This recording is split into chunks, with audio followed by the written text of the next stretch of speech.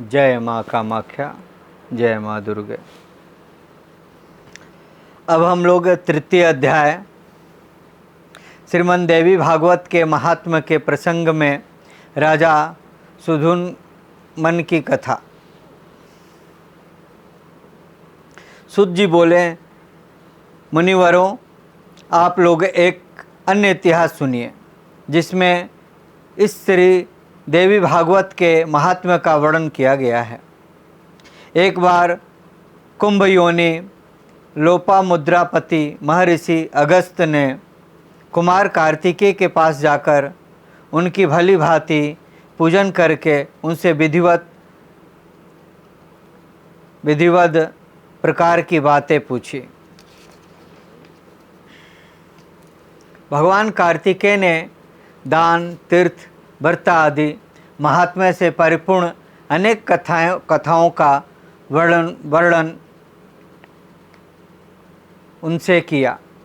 उन्होंने वाराणसी, मणिकर्णिका घाट तथा अनेक तीर्थों के महात्म्य का अत्यंत विस्तार पूर्वक वर्णन किया। उसे सुनकर अगस्त मुनि परम प्रसन्न हुए और उन्होंने महातेज संपन्न कुमार कार्तिकेय से लोक कल्याण के लिए पुनः पूछा। अगस्त जी बोले, हे तारक रिपु, हे भगवान, हे प्रभु, आप मुझे देवी भागवत के महात्म्य तथा उसके श्रवण की विधि भी बताएं। श्रीमद् देवी भागवत नामक पुराण सभी पुराणों में अति श्रेष्ठ है, जिनमें तीनों लोकों की जननी साक्षात सनातनी भगवती की महिमा कही गई है। कार्तिकेय बोले, हे ब्राह्मण, श्रीमद् देवी भागवत के महात्म्य को विस्तार पूर्वक कहने में कोई सामर्थ्य है। मैं इस समय संक्षेप में इसे कह सकता हूँ। आप सुनिए। जो शाश्वती सच्चिदानंद स्वरूपा भोग तथा मोक्ष प्रदान करने वाली जगदम्बा हैं, वे स्वयं इस पुराण में विराजमान रहती हैं। अतएव हे मुने, यह श्रीमद् देवी भागवत उन जगदम्बिका की बाडम्य मूर्ति है जिसमें के पठन एवं श्रवण के इस लोक में कुछ भी दुर्लभ नहीं है। विवस्वान के एक पुत्र हुए जो श्राद्ध देव नाम से प्रसिद्ध हैं।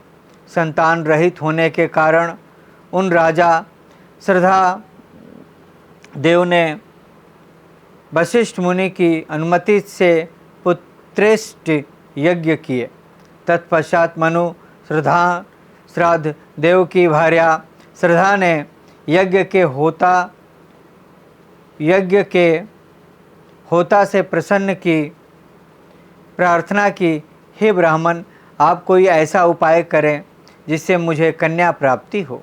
अतएव होता ने मन में कन्या प्राप्ति की संकल्प करते हुए आहुति डाली और उसके विपरीत भाव के फल स्वरूप एक कन्या उत्पन्न हुई जिसका नाम ईला रखा गया। इसके बाद पुत्री को देखकर उदास मन वाले राजा श्राद्ध देव ने गुरु वशिष्ठ से कहा, हे प्रभु, पुत्र प्राप्ति के आपके संकल्प के विपरीत यह कन्या कैसे उत्पन्न हो गई। यह सुनकर महर्षि वशिष्ठ ने ध्यान लगाया। इसमें होता का व्यतिक्रम जानकर वे इला को पुत्र बनाने के कामना से ईश्वर की शरण में गए। मुनि के तप प्रभाव एवं भावना की कृपा से सभी लोगों को देखते देखते इला कन्या से पुरुष रूप में परिवर्तित हो गई। इसके बाद गुरु वशिष्ठ ने पूर्ण रूप से संस्कार करके उसका नाम सुधुमुन रखा। वे मनुपुत्र सुधुमन सभी नदियों के निधान भूत सागर की भांति सभी विद्याओं के निधान हो गए। कुछ समय बीतने पर सुधुमन युवा हुए और एक दिन सुधु देशीय घोड़े पर चढ़कर वे आखेट के लिए वन में गए। अपने सहचरों के साथ वे कुमार सुधुमन एक वन में दूसरे वन में जाते हुए भटकते रहे और फिर संयोग से वे हिमालय की तलहटी के उन वन में पहुंच गए जहां किसी समय देवाधिदेव भगवान शंकर अपनी भर्या अर्पणा के साथ आनंद पूर्ण मुद्रा में रमण कर रहे थे। उस समय भगवान शंकर के दर्शन की अभिलाषा से मुनिगण वहां आ गए और उन्हें देखकर पार्वती जी लज्जित हो गई। तब शिव एवं पार्वती को रमण करते देख उत्तम व्रत धारण करने वाले मुनिगण वहां से लौटकर वैकुंठ धाम की ओर चल दिए। तदंतर अपनी प्रेतमा को प्रसन्न करने के लिए भगवान ने उस अरण्य को शाप दे दिया कि आज से जो भी पुरुष यहाँ प्रवेश करेगा वह स्त्री हो जाएगा। तभी से पुरुषों ने उस वन में जाना त्याग दिया था और संयोगवश वहाँ पहुँचते ही सुधुमन एक लौनमयी स्त्री के रूप में परिवर्तित हो गए। अपने सभी अनुचरों को पुरुषों से स्त्री तथा घोड़ों को घोड़ियों में रूपांतरित हुआ देखकर सुधुमन आश्चर्यचकित हो गए। अब वह रूपवती तरुणी बन विचरण करने लगी। एक बार वह बुद्ध के आश्रम के समीप पहुंची। स्थूल तथा उन्मत्त स्तनों वाली, बिंब फल के समान लाल होठों वाली, कुंद फूल के समान श्वेत दांत वाली, सुंदर मुख तथा कमल के समान नैनों वाली उस सर्वांग सुंदरी तरुणी को देखकर कामदेव के बाणों से बिंधे हुए अंगों वाले भगवान बुद्ध उस पर मोहित हो गए। वह सुंदर भव्य वाली युक्ति भी चंद्रपुत्र कुमार बुद्ध पर आसक्त हो गई और बुद्ध के साथ रमण करती हुई वन के आश्रम में रहने लगी। हे महर्षि अगस्त,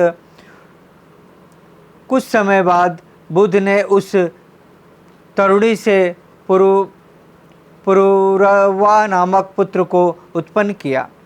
इस प्रकार बुद्ध के आश्रम में रहते हुए कई वर्ष बीत जाने पर किसी समय उसे अपने पूर्व वृत्तांत का स्मरण हो आया और वह दुखित होकर आश्रम से चली गई।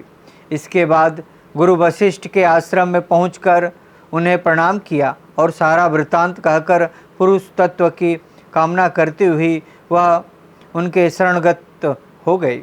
इस प्रकार इस बात को जानकर वशिष्ठ जी कैलाश पर्वत पर जाकर विधि विधान से भगवान शंकर जी की पूजा करके परम भक्ति से उनकी स्तुति करने लगे। वशिष्ठ जी बोले, शिव शंकर कदर्पी गिरिजा के अर्धांग एवं चंद्रमौली को बार बार नमस्कार है। मृदंड सुखदाता कैलाशवासी नीलकंठ भक्तों को भोग तथा मोक्ष प्रदान करने वाले आपको नमस्कार है। शिव स्वरूपा शरणगत भयहारी वृषभ वाहन शरणदाता परमात्मा को नमस्कार है। सृजन पालन तथा संहार के समय ब्रह्मा विष्णु तथा महेश रूपधारी देवाधिदेव वरदायक तथा त्रिपुरारी को मेरा नमस्कार है। यज्ञ रूप तथा यजमानों के फलदाता को बार बार नमस्कार है। आप गंगाधर सूर्य चंद्र अग्नि स्वरूप त्रिनेत्र को मेरा नमस्कार है।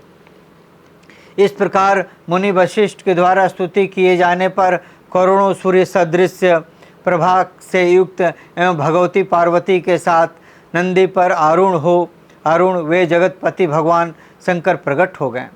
चांदी के पर्वत के समान प्रभाव वाले त्रिनेत्रधारी भगवान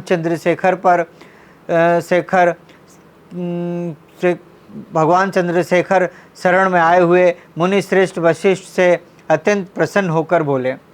श्री भगवान ने कहा, हे विप्र ऋषि, आपके मन में जो भी इच्छा हो वह वर मांगिए। उनके इस प्रकार कहने पर गुरु वशिष्ठ ने प्रणाम करके इला की पुरुषतत्व प्राप्ति के लिए उनसे प्रार्थना की। इसके बाद प्रसन्न होकर शंकर जी ने मुनि श्रेष्ठ वशिष्ठ से कहा कि 1 मास तक वह पुरुष रूप में तथा 1 मास तक नारी रूप में रहेंगी। इस प्रकार शिव जी से वर प्राप्त करके महर्षि वशिष्ठ ने वर प्रदान करने के लिए सदा उत्सुक रहने वाली जगदम्बिका पार्वती को प्रणाम किया। करोड़ों चंद्रमा की कला कांति से युक्त तथा सुंदर मुस्कान वाली भगवती की समयक पूजा करके सदा के लिए इला की पूरा पुरुष तत्व प्राप्ति की कामना से वशिष्ठ जी श्रद्धापूर्वक उनकी स्तुति करने लगे। हे देवी, हे महादेवी, हे भक्तों पर कृपा करने वाली भगवती, आपकी जय हो। वे समस्त देवों की आराध्य स्वरूपा और अत्यंत गुणों की आगार, आपकी जय हो। हे देवस्वरी, हे शरणगत वत्सले, आपको बार बार नमस्कार है।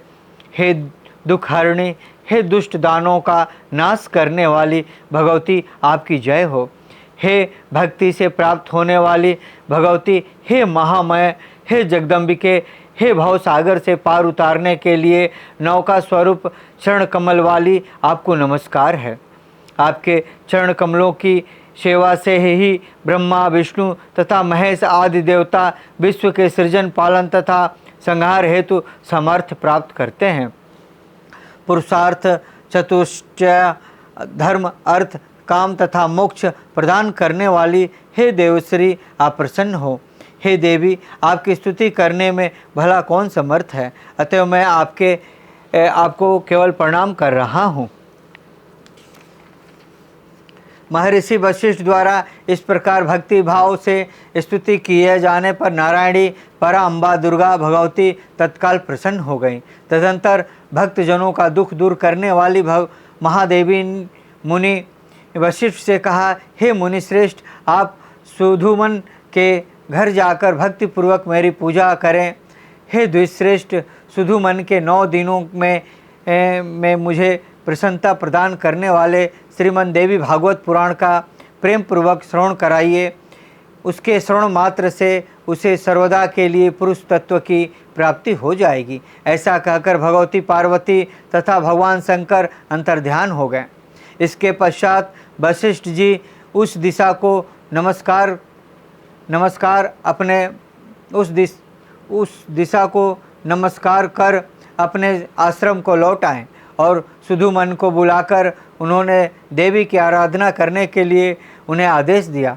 अश्विनी मास के शुक्ल पक्ष में जगदम्बा की विधिवत पूजा करके वशिष्ठ जी ने राजा को नवरात्र विधान के अनुसार श्रीमद् देवी भागवत पुराण सुनाया। इस प्रकार अत्यंत अमृत स्वरूप श्रीमद् देवी भागवत पुराण को भक्तिपूर्वक सुनकर और गुरु वशिष्ठ का पूजन वंदन करके सुधुमन ने सदा के लिए पुरुष तत्व प्राप्त कर लिए। महर्षि वशिष्ठ ने सुधुमन का राज अभिषेक किया और वे प्रजाओं को प्रसन्न रखते हुए धर्मपूर्वक भूमंडल पर शासन करने लगे। सुधुमन ने अत्यंत श्रेष्ठ दक्षिणा वाले भांति के यज्ञ किए और अंत में पुत्रों को राज्य का शासन सौंपकर वे देवी लोक को प्राप्त हुए। हे विप्रो, इस प्रकार मैंने आप लोगों को इतिहास सहित देवी महात्म्य बताया।